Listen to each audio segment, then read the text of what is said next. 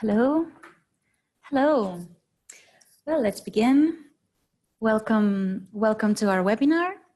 I'm Cleia, sales manager, and Ignacio, the CTO of Quality Clouds, is going to be presenting very soon.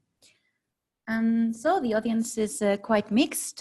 We have some of our customers here who are the experts on how Quality Clouds works. But we also have people that are not so familiar with the tool. So I will give a short introduction about Quality Clouds before we begin. We are a software company. Our main objective is to provide governance and quality control for your SaaS platforms so that you can see how they are performing and to help you monitor the development. In a nutshell, what you see here is what we do. The tool scans the code and configuration of the instance and provides you with a lot of information. So there's many ways in which you can use it to decrease technical debt, to automate code reviews, to monitor all the elements changed, and in essence, to make sure the platform is and stays healthy. So at the moment we have tools to analyze the performance of ServiceNow, Salesforce, and Office 365. But on this webinar, we will focus only on the Quality Clouds for ServiceNow tool, and more specifically on catalog. So if you want to see other dashboards or other parts of the tool, just contact us and we can arrange another meeting. Okay, so we will share with you the most common errors when building the ServiceNow catalog. And the main objective today is to show you how you can take control, how to streamline your catalog and keep it healthy. You're going to see what information you can get out of these dashboards and how to act on it. We will show you some use cases and then we'll have 10 minutes for questions and answers. By the way, you can find the little Q&A button here at the bottom, so feel free to type in your questions. Good, so Ignacio, if you want to go ahead and start. Thank you so much. Okay. Okay. So yes, I was talking about how you can have distributed admin of the catalog.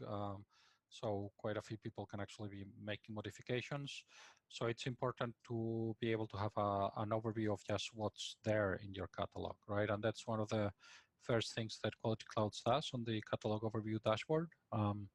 Here we're seeing just the number of catalogs, how many are active, inactive, how many catalog items across all these catalogs, again, active and inactive.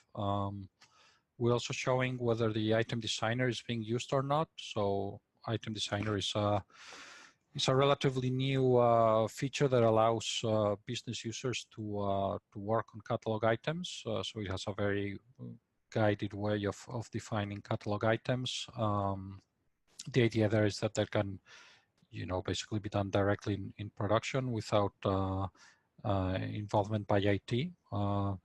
So it's a good idea. To be honest, we haven't seen a lot of take up. So most of the instances we've scanned are showing zeros in the use of item designer. Some are using it, and then this becomes useful because typically you'd start from a situation where you have a bunch of items already in your catalog, and then you start introducing item designer, and this allows you to track your progress on how that mix is in your catalog between that, let's say, traditional items and the item designer items.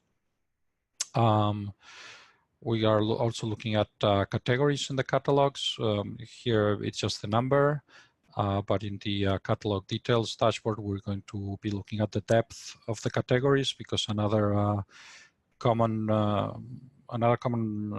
problem that people run into with their catalogs is they start creating subcategory within subcategory, and that seems, on the one hand, it's a good way of keeping things neatly separated, but if it's overdone, then it can result in quite poor customer experience, because they have to click through a number of things to find what they're looking for.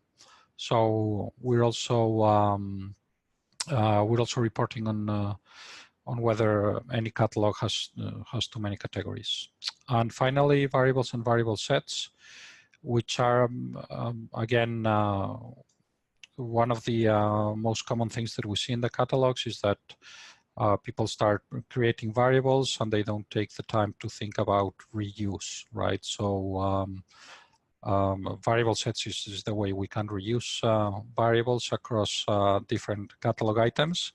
And I think they're in general underutilized. And you see a lot of times that people just start creating variables or even just copying items, and then that creates copies of all the code associated with the item and all the variables as well. So we'll see an example of how that can be detected with Quality Clouds.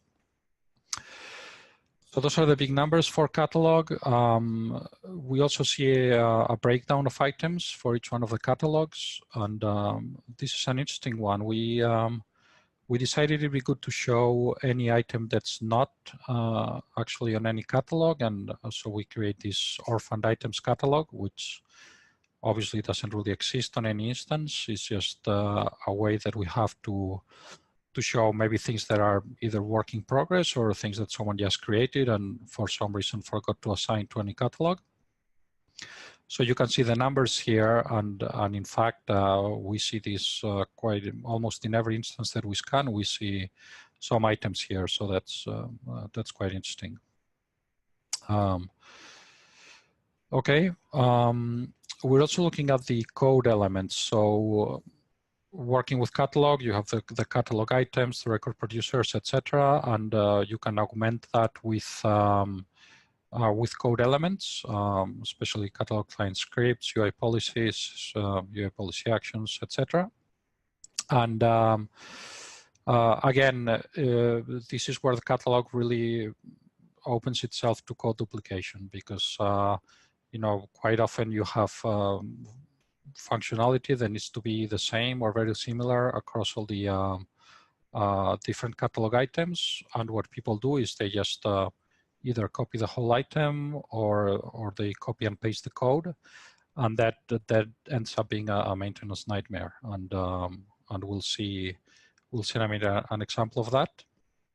In fact, there was an instance that we saw where they had programmatically created a catalog client script for every catalog item, and they literally had hundreds of thousands of catalog client scripts, and that was very obvious when looking at this.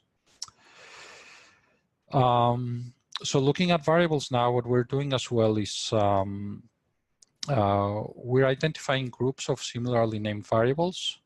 So what you see here is a repetition of variable names, and each one of these is actually a different variable. So what this is telling us is that there's you know, 6 or 7 instances of the iPhone 6 color variable in the system, with them being different variables, and they are linked with the iPhone 5 color variable. So that's the typical example where you would want to refactor that into a variable set, and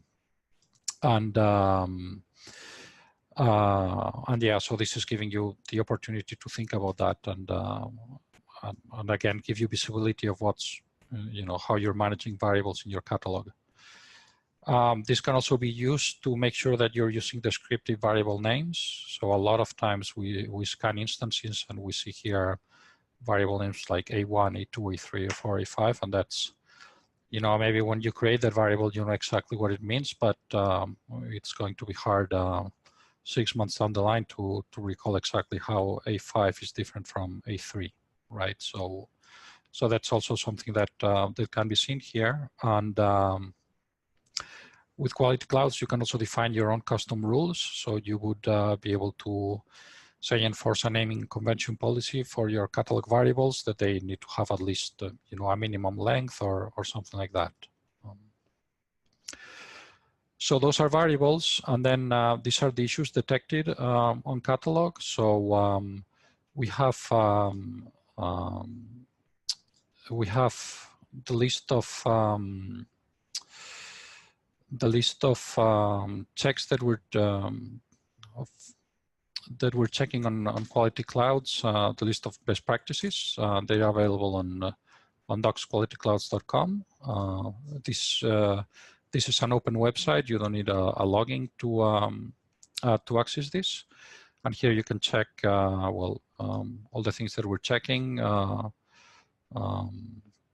So these are all the JavaScript, ServiceNow best practices that we're checking against. And any violation of any of those best practices results in an issue. And here we're seeing all the issues that have been identified as belonging to catalog items. So for each issue, you get the application that it's on. So this is on a scoped application. This is just on the global scope. The severity of the issue, the impact area, the affected element name. You can actually navigate to the item. You can see the line number that the issue is on. So this is a catalog client script with a hard-coded sysid. That's the best practice that's being checked, and you also get the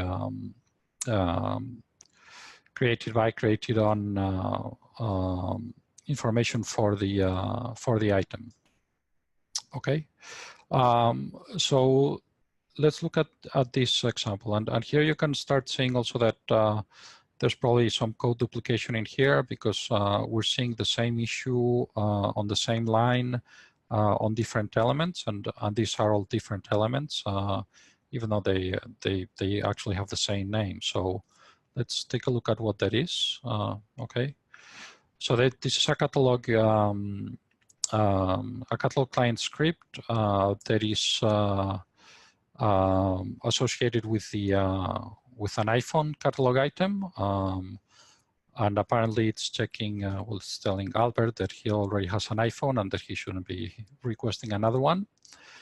So there's a number of issues with this script, as we see here. So it's not using the triple equals comparison, which is a JavaScript best practice, even though this is so common that it's not done, that it's actually reported as a warning. But it's also using the alert function, and it's also using a hard-coded sysid. Okay, so those are the things that are wrong with this catalog client script, and Quality Clouds gives us the ability to check to fix this right away. So one way to fix this this code here was okay. I don't want to use the user ID. I want to use the username. I mean, obviously, in terms of actual business logic, this would be just as wrong, right? But I can just change this code. We use a triple equals here. And then what I can actually do is I can run the Quality Clouds live check. So what this does is it's making a call to our API synchronously, or rather asynchronously, sorry. And it's sending the definition of this catalog client script that's being checked on our server through our API. So again, you don't need to install anything on ServiceNow to run Quality Clouds. We do have an application on the store. And what that application allows you to do is it allows you to, number one, bring in the issues that have been detected. You can bring them into ServiceNow. So this is the application. And then from the issues, you can create defects if you have the SDLC module installed, or incidents if you don't. And then with an add-on, you also get this Quality Clouds live check. So after the code runs, sorry, the check runs. So now we're only getting the avoid use of the alert function. So this is still not a good practice, but the next time that we run the scan, we would see that on this particular item, the use of the triple equals issue and the hard-coded sysids are gone. Okay, so how did this catalog client script arrive here? So actually, what happened is I'm looking at all the catalog items that are iPhones, and actually, what happened is, and you can see that the variable names and from the duplicated issues in the code, is that someone took this item and they just started copying it. And this was the iPhone 6, and then as the new iPhones came along, they were included in the catalog. And obviously they needed, a color had to be chosen, and we wanted to make sure that Albert didn't request too many iPhones. So so we had the client script on it. So as this iPhone catalog item was being copied, then all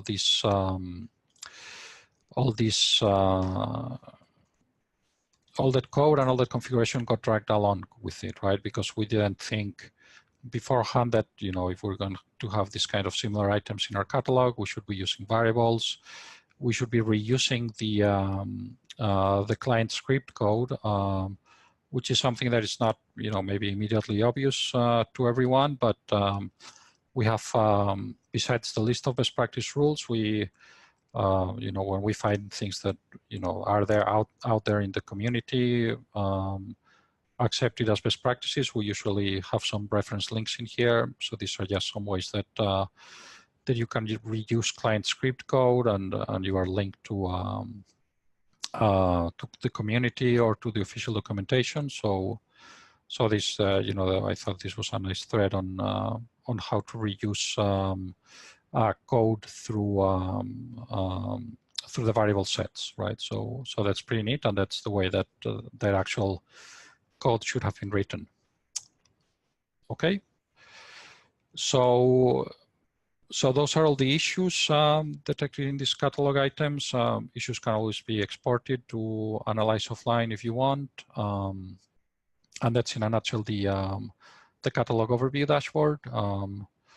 We also have the catalog details dashboard. What that's going to show is this is broken down by catalog. So this was just the inactive one, which doesn't have much in it. But here, for instance, we can look at the orphaned items catalog. So these are all the items that we saw before that are not really assigned on any catalog. So you can take this list and work through it and make sure that they're either deleted or assigned to an actual catalog. You can also explore the depth of the category tree on this dashboard. So as I said before, when you have too much nesting in the categories in the catalog, this number goes red. So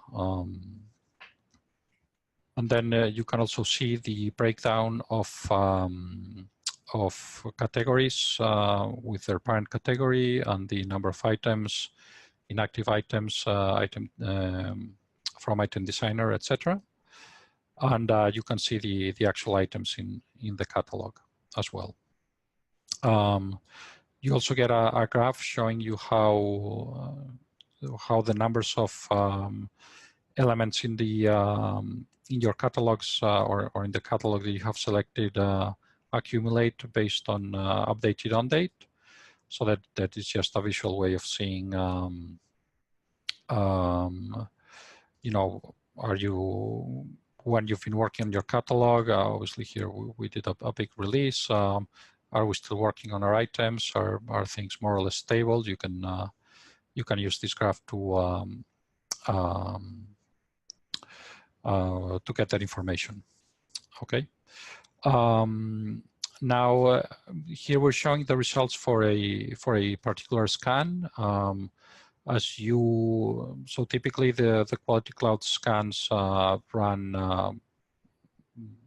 I guess the more common setup is once a week, and you get so what you get is a history of how your catalog has been evolving and your issues and all the metrics that that we capture with Quality Clouds, and you can navigate through time. There's also some dashboards that allow you to compare either the same instance at different points in time, or two different instances. So if you have development and testing, and you've just promoted an update set from one to the other, you can you can verify that that all the configuration elements are aligned, so that, you know, if you have these many business rules in one side, you are expecting the same on the other. So that's also possible to do. And that covers the catalog configuration as well. So in terms of the technical details of how all this information is gathered, there's a we connect via the REST API. That information is also available in docs. This tells you how to what you need to set up your ServiceNow instance. So we access your instance via the REST API. So all we need is a user that can connect, a read-only user, and then that user can have either the admin role or not the admin role.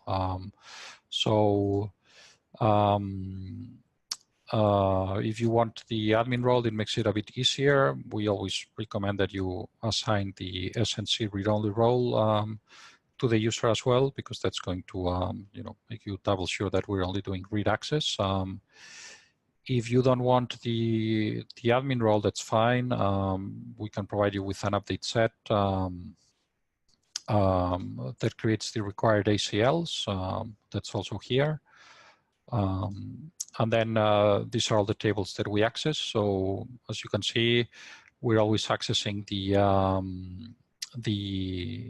code and configuration tables. So we're never going to look at the incident table or your CMDB, etc. Okay. I think we're doing okay on time, actually. We have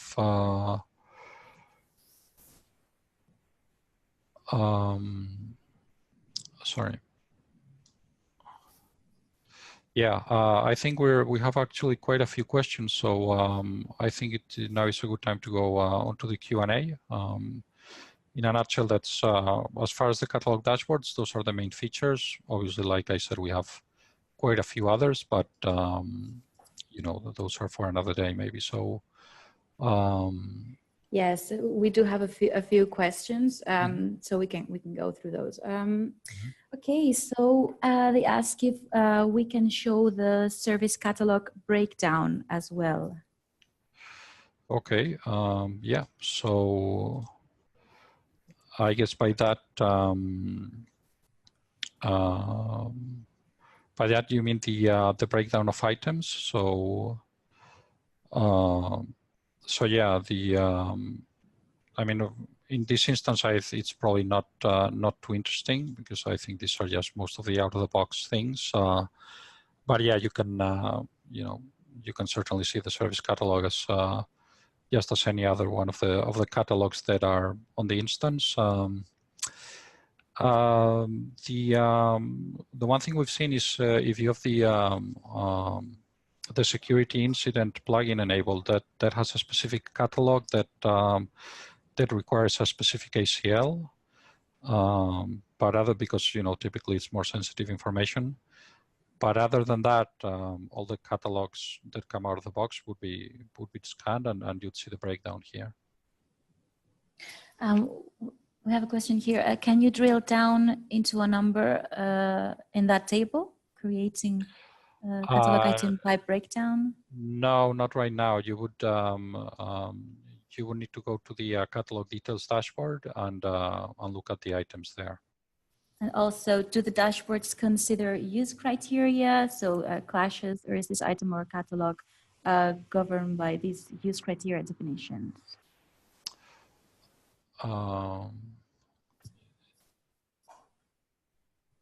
Okay, so so user criteria would be reported, but at this moment we're not looking at conflicting user criteria, if that's what the question was aimed at. But that's, you know, that's something that probably could get set up with a custom rule. Okay, actually, we also had a question on that. The answer we know already. They ask if they can create their own rules and warning levels. Yes. Yes. So the way that works is out of the all the configuration elements that we scan, and we've been looking at the catalog ones, but there's quite a few more, and I'll just show another dashboard so you can get an idea of that. So this is the code monitor dashboard. It's one of the ones that allow you to compare two instances against each other. And here we're showing all the different configuration element types that we're scanning. So basically, these are all the ones that that can have code. So out of all the attributes of all these configuration element types, you can define a rule that checks them. So you can either apply a regular expression to the code, look for any combination of attributes. You know, you can look at the length of the name, for instance. I was talking before about descriptive catalog variable names, so that would be a use case of that.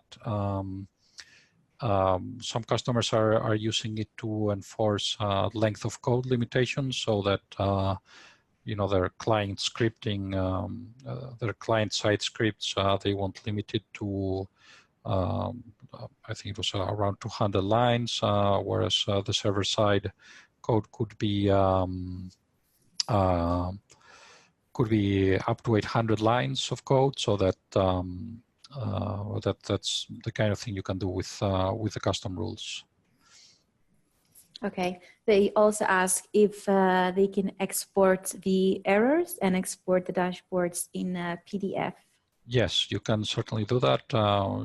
It's just by clicking this button. You can choose to export to PDF, just to an image or to a PowerPoint, and you will get an export of the whole dashboard.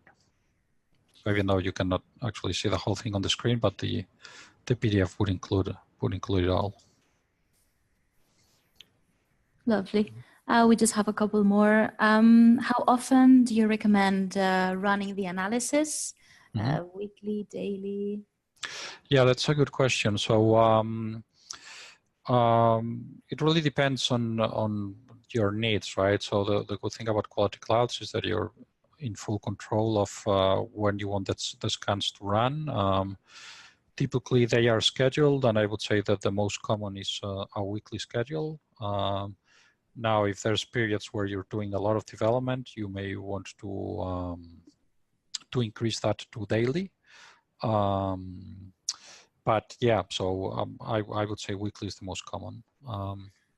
You can at any time run a scan manually if you have the right permissions. Sorry, I guess my session did expire. You can run it from this button. You can also run it from the app. On the app, you also get a button to trigger a scan on an instance. I don't think I showed that before, but with the app, besides the online check, you get, like I said, the ability to import the issues. So you can see the instances that you have configured. And then for each instance, you can trigger a scan, and you can import the scans. And then for each scan, you can import the issues. And for each issue, you get all the information. And here you can create the incident or the defect. But yeah, in terms of scheduling, I would say weekly is the most typical.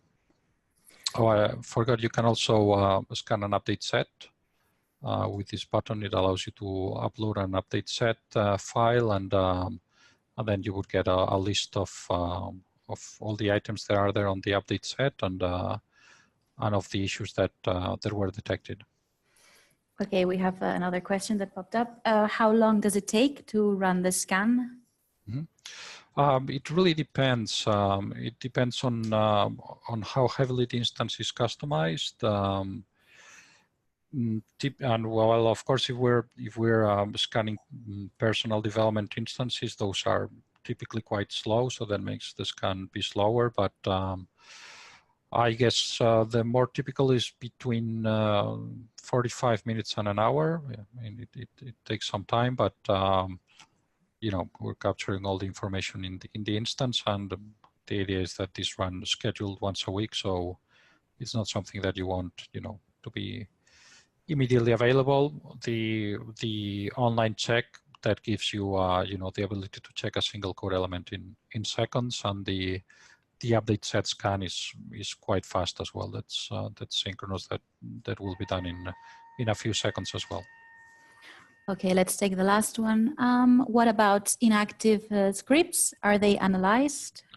Yes. So so we scan both active and inactive code elements. What happens with the inactive elements is that any issue that we find on an inactive element that has its severity downgraded to warning. So so warnings don't influence any of the overall KPIs like the technical debt, the overall quality of the instance. They don't even count as real issues. In the total issue count, I mean, you would see them on this list with severity warning, and then you see here issues and warnings. But for instance, on the main KPI dashboards, like the executive, they are reported separately. So these are real issues on active elements. These are issues on inactive elements or issues on lines of code that are commented out. Okay, that's yeah, I think we're good. Okay, well, we hope that you found this useful, and please do contact us if you have any other questions.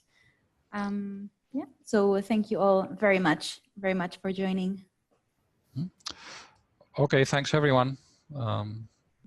Thank you.